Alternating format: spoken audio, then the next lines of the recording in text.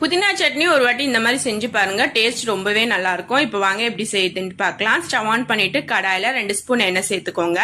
1 spoon உளுந்து 1 spoon கடலைப்பருப்பு சேர்த்து கலந்து விடுங்க. நல்லா கலர் சேஞ்ச் ஆகட்டும். இப்போ 12 போல சின்ன வெங்காயம், 4 பச்சை மிளகாய், ஒரு துண்டு இஞ்சி, 5 பல் பூண்டு எடுத்துக்க அதை சேர்த்துக்கலாம். சேர்த்துட்டு கலந்து விடுங்க. ஒரு 2 நிமிஷத்துக்கு வதங்கி வரட்டும்.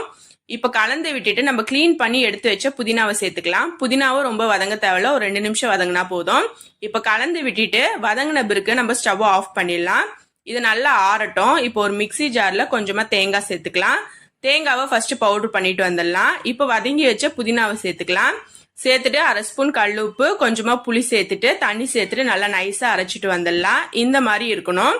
இப்போ இதுக்கு ஒரு தாளிப்பு கொடுத்துடலாம். ஸ்டவ் ஆன் பண்ணிட்டு கடாயில 2 ஸ்பூன் எண்ணெய், 1/2 ஸ்பூன் கடுகு, 1/4 ஸ்பூன் உளுந்த பருப்பு, கொஞ்சமா கருவேப்பிலை சேர்த்து பொரிஞ்சதுக்கு அப்புறம் சட்னியில சேர்த்துட்டா புதினா சட்னி சூப்பரா ரெடி ஆயிடுச்சு. கண்டிப்பா ட்ரை பண்ணுங்க. வீடியோ பிடிச்சிருந்தா லைக் பண்ணி சப்ஸ்கிரைப்